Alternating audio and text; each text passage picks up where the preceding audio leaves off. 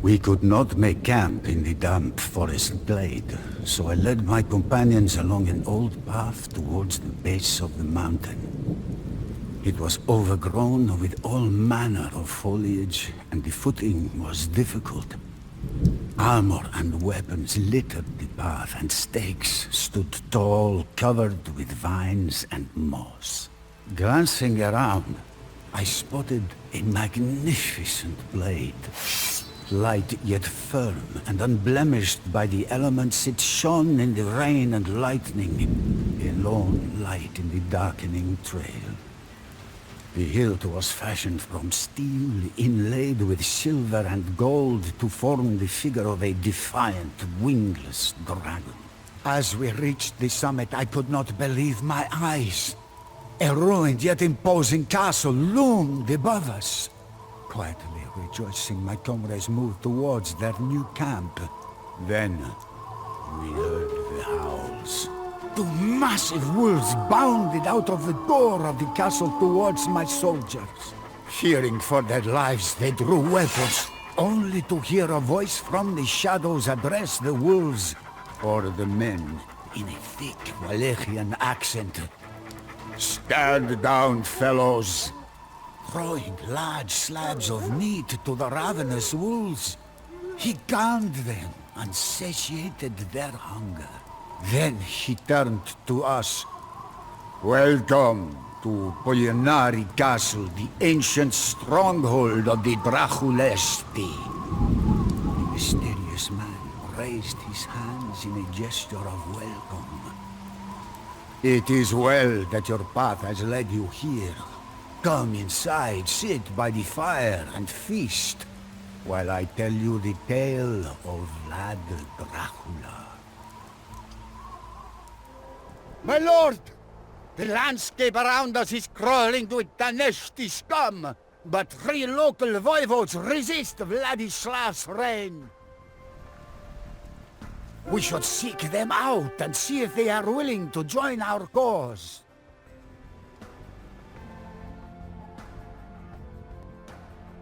Dracula, your timing could not have been better.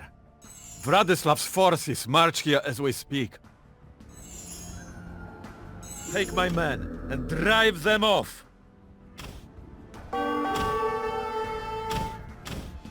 Forward, men! Bring me Mircha's head!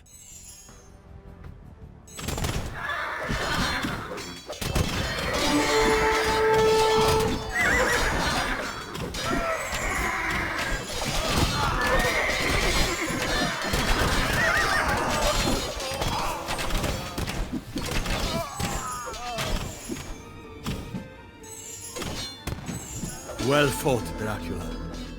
I will follow you to the abyss and back.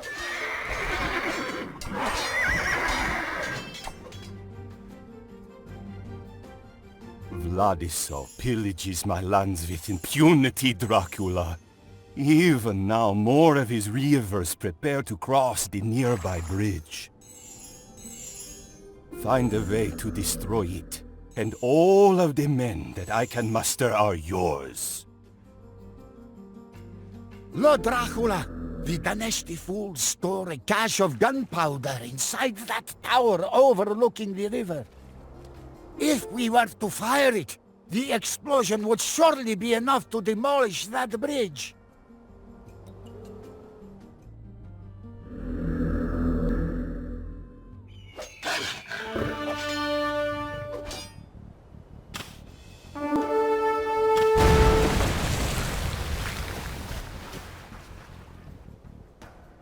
Aha! The sweet smell of burning gunpowder. Oh, you are a man worthy of my loyalty, Dracula.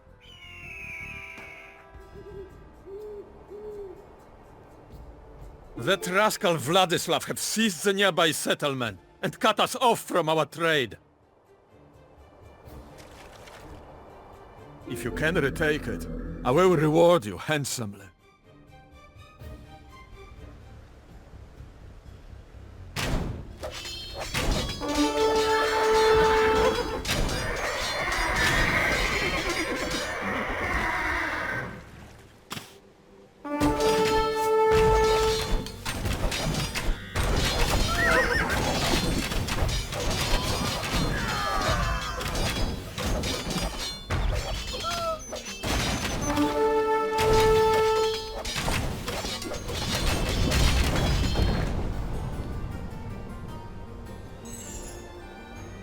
bless you, Dracula. This man will do your bidding, and this gold will finance your war. The wolf is cornered, but not yet dead. It is time to take the fight to his den.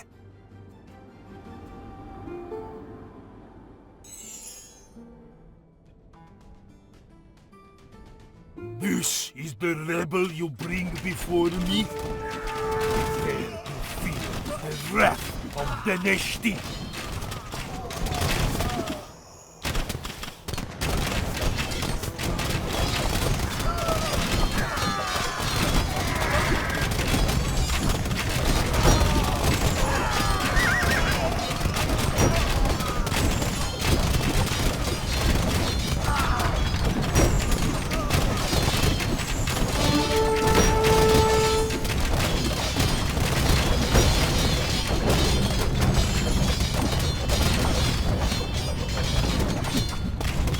Slay all the Neshti that you find, but bring Vladislav to me. I want him alive. My lord, a large Hungarian army approaches from the north, with Vladislav at its head. Curses! We cannot hope to face such a force. I will seek refuge with my cousin Bogdan in Moldavia. I stepped forth, holding out the mysterious sword and scabbard for our host to inspect. The Order of the Dragon, he said at once. What you have just brought me is the lost blade of Vlad Dracula himself. I was shocked and immediately demanded an explanation. Our host's eyes flashed, and there was a strained look on his face. Finally, the rush of memories seemed to slow and become more controlled. That is a long story. But then again, we have a long time until dawn. Dracula sought refuge at the Moldavian court. There, he learned that Vladislav II had begun to mediate peace talks between the Ottomans and Hungarians, securing his position as voivode of Wallachia. Furious, Dracula swore vengeance on Ottomans, Wallachian boyars, and Danish clansmen alike.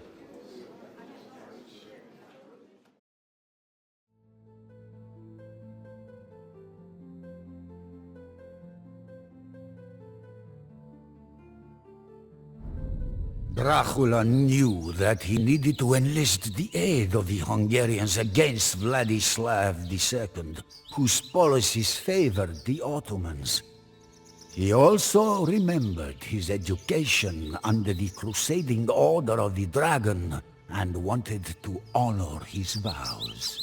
The Order was a powerful ally, and their crusader knights would serve Dracula well against his enemies.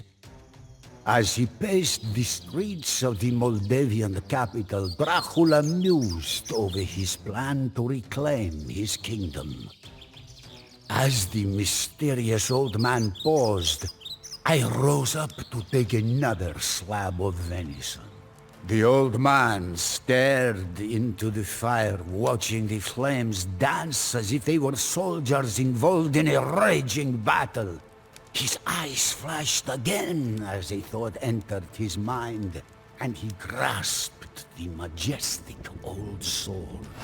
Meanwhile, Sultan Mehmet II had ascended to the Ottoman throne.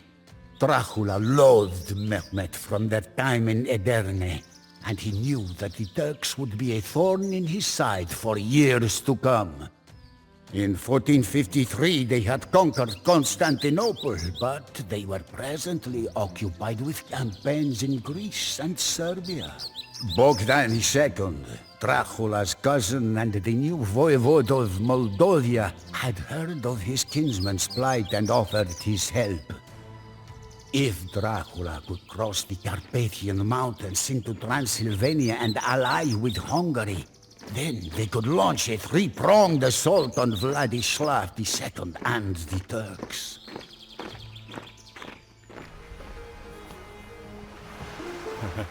Welcome, Vlad. What do you desire from humble Moldavia? I need advice on how to reclaim Wallachia, my birthright.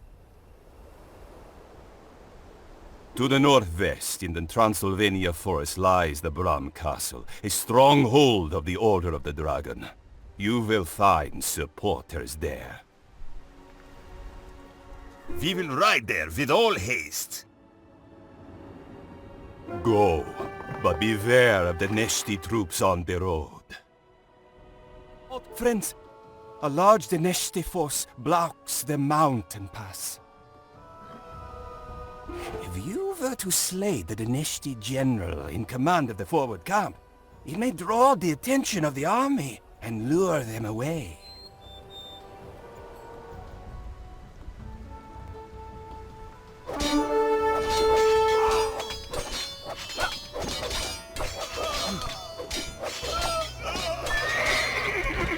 Die, scum! And now, quickly to the pass.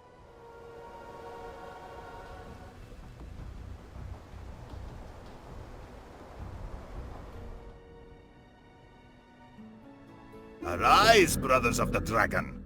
Let us send the usurper to his grave!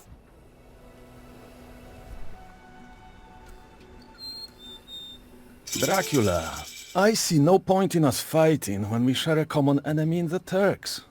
If you would supply our army, we would gladly aid your cause. Excellent! We fight with you!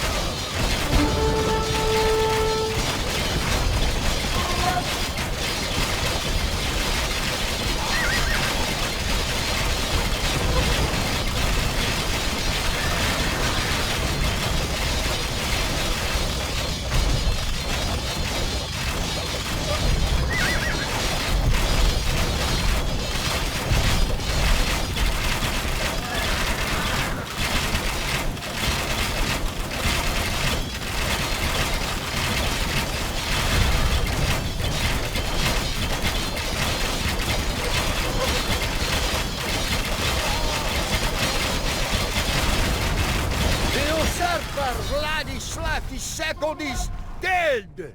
Long live Vlad Dracula! My boyars know how to treat Draculeschi fools. You will fall like your father and brother before you! The elderly man gave a thin smile.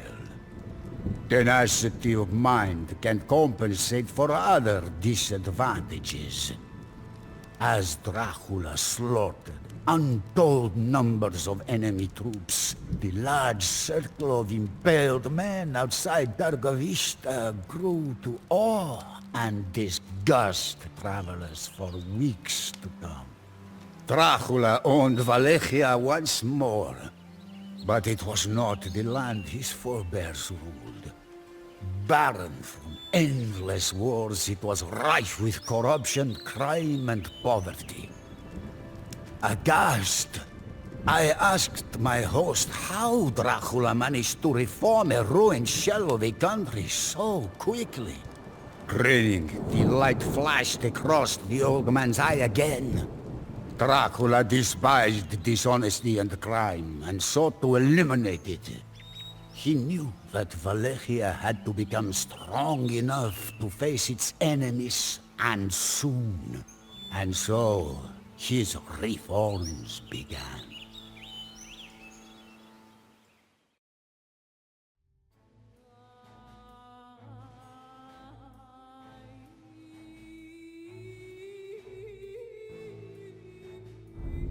The punishment for all offenses was death.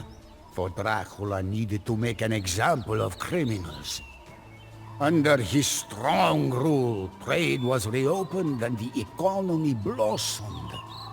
Proud of his achievement, Dracula placed a golden cup in the central square of Targovista. The cup was never once touched throughout his reign. I was shocked. The fear of the stake was surely enough to prevent crime, but to rule Wallachia while simultaneously evading the plots of the boyars was no small feat. Dracula invited all of the boyars to a feast and asked them how many rulers they had seen perish due to treachery. None had seen fewer than 7 reigns, while some had even seen 30. Furious, Dracula arrested them all and marched them here to the former ruin of Puglianari Castle. For months they labored to rebuild the castle, toiling even after their clothes fell off. Those who survived were slain. Finally, Dracula had eradicated the fickle, conniving boyars. He replaced them with loyal followers, be they knights or common peasants. Strong again, the dragon was ready to breathe a flame that would engulf his enemies, the Turks. My lord, I have scouted the fortress of Giorgio, but it is well defended. We will need siege weapons to take it. Vlad Dracula is here to liberate us from the Turks!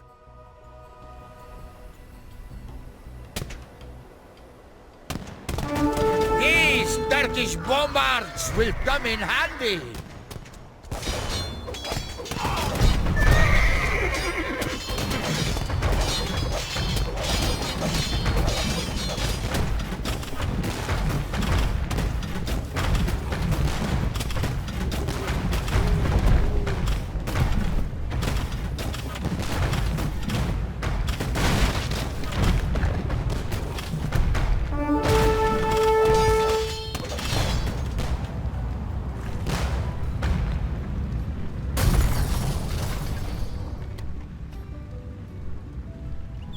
Giorgio is ours! From here, we can extend our control throughout the entire region!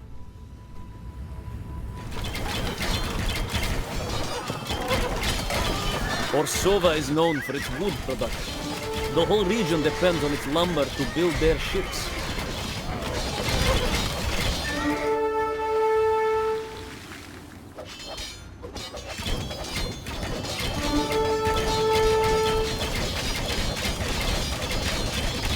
We have got Orsova's wood supply!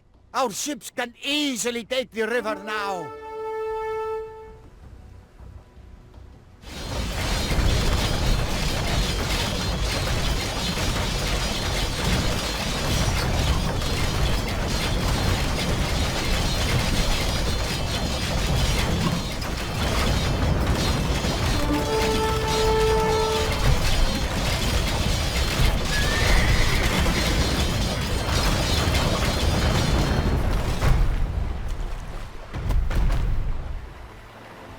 Spare us, great Dracula. We will give you everything that we have.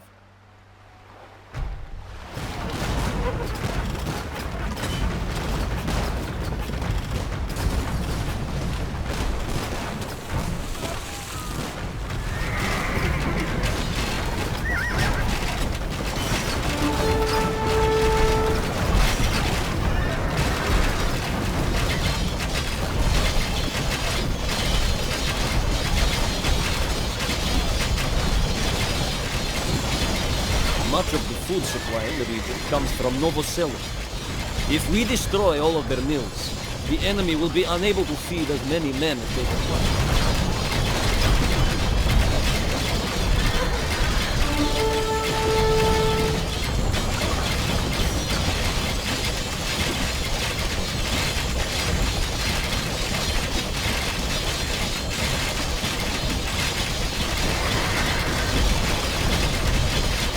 Our score has fallen!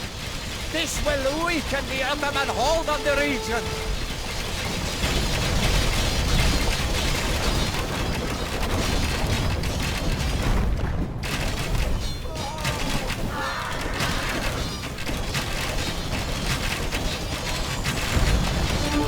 Novosello has lost its food supply. The inhabitants will have to ration now.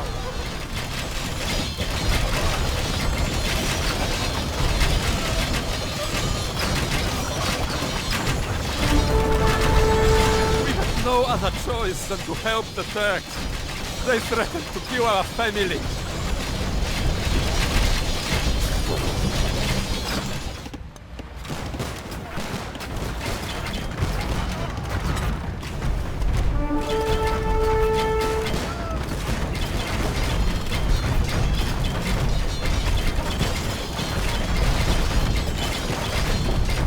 We are a small village. If you spare us, we will give you all that we have.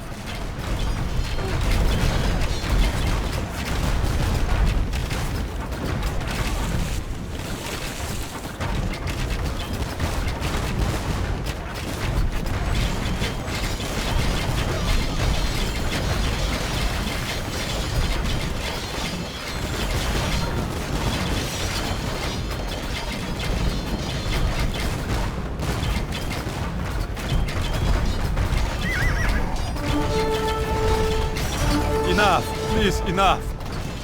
I'm sure that for a certain price, you can find it in your heart to spare us.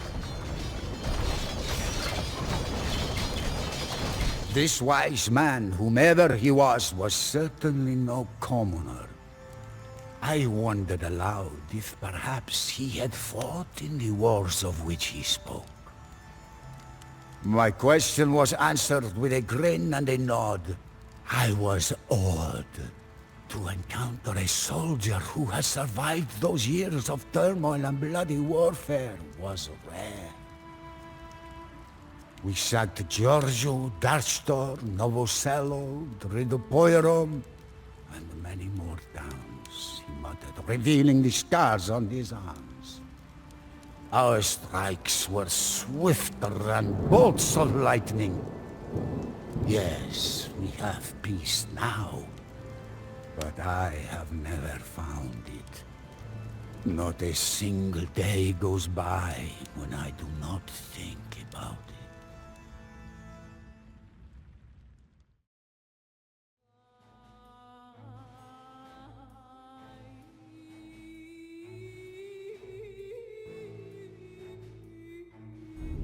Dracula never breathed a word of it.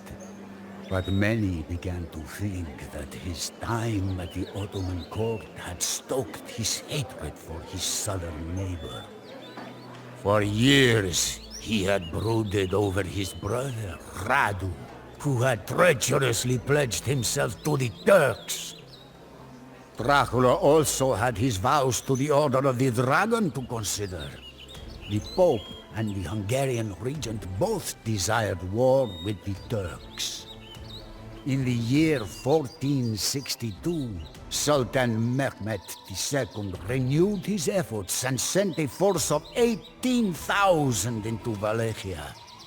Thinking that Dracula would be unable to mobilize his army quickly enough, the Sultan sought to take Wallachia by storm with this small force.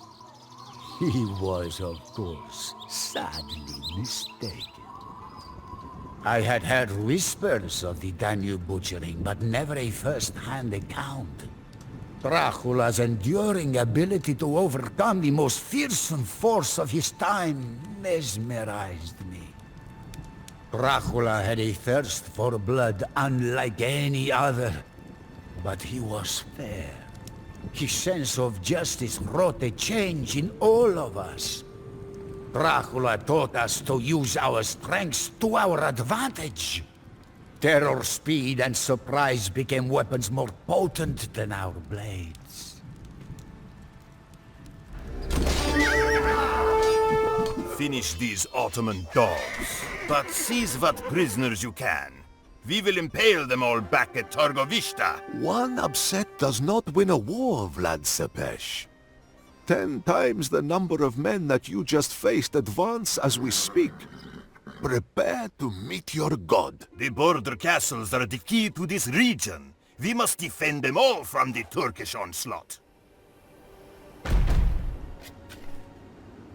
My lord, The boyars and their peasants in the countryside will provide us with resources to field our armies. But they are a fickle lot. Perhaps it would be wise to seize what they have before they turn it over to the Turks.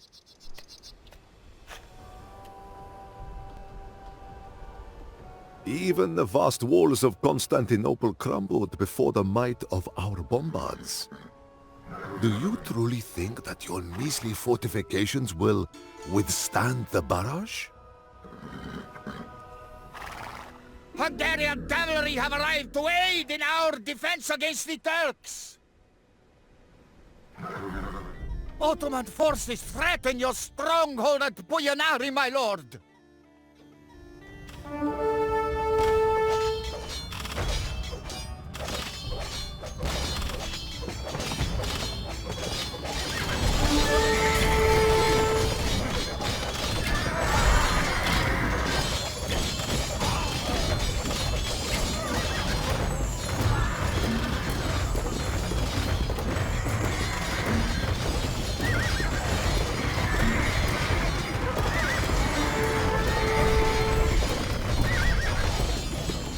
Unfortunately, this was where my lord and I were separated.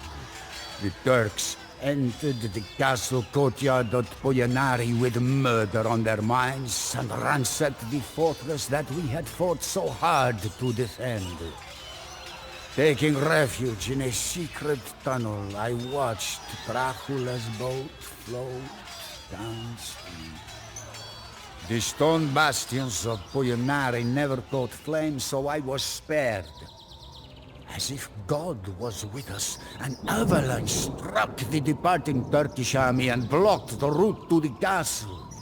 Although this evidence of divine retribution stirred our host, I figured it was caused by the enemy camp. I was not eased by the change in the mood of our host. The calls of wolves and the bats filled the air as we feasted. It seemed that the old man was lost in ruminations of times long gone by.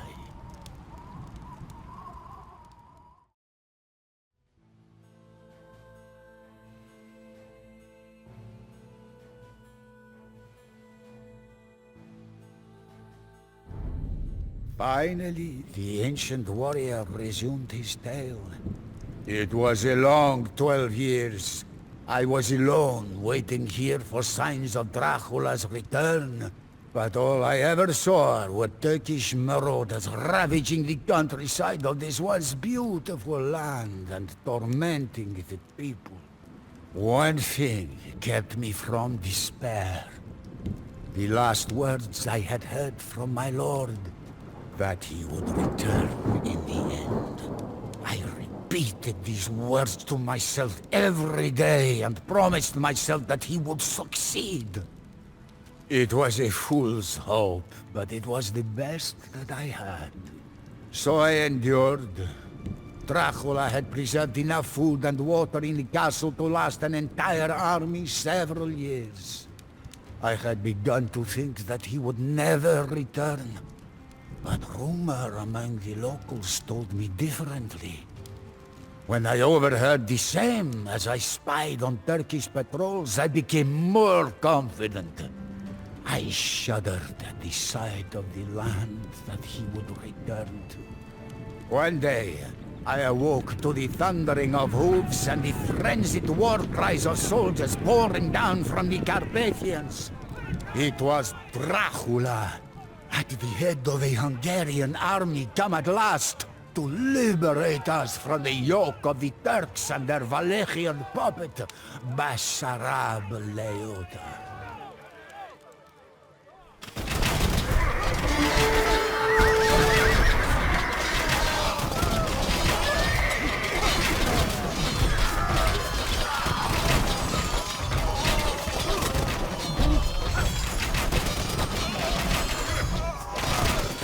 Dracula drives the Turkish invaders off and retake the fortress of Sabath.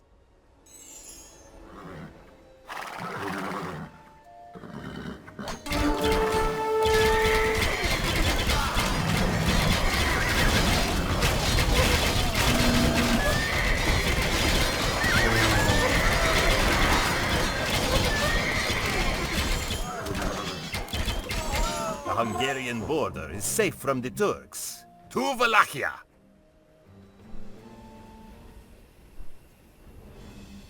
Arise, brothers, and help me overthrow the usurper, Basarab Lyota! Vlad Dracula's men. We are only humble craftsmen. But if you protect and feed us, we will construct cannons for you. You are beyond generous, Lord Dracula. We will begin our work immediately. Hail, friend. Some of the finest warriors in all of Europe are for hire here. Tuscan condottieri or balestrieri from Genoa.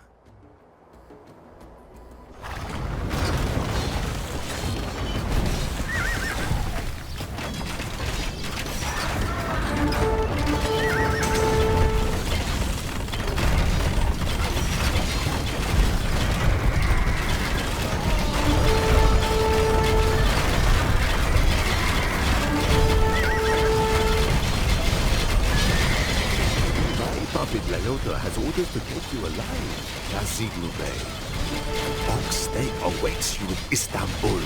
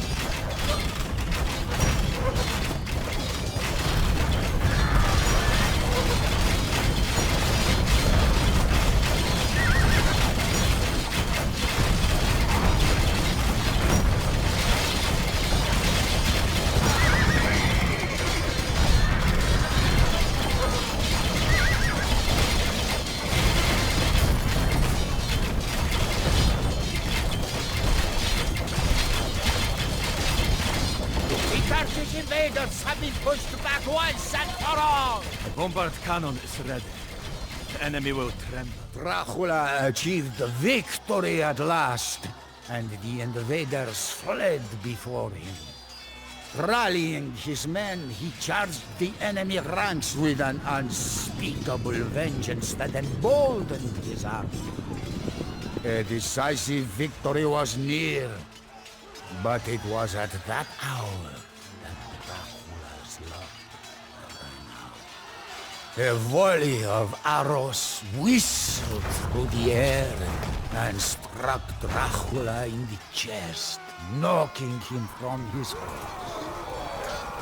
The Turks easily routed our leaderless forces, and our chance to drive them out vanished. The occupation resumed, and the survivors despair. The memory of a great man endures forever. As a token of gratitude, I invited our host to join us in a pilgrimage to the monastery at Snagov to pay our respects to Dracula's grave. Tears running down his face, the elderly man could do naught but nod.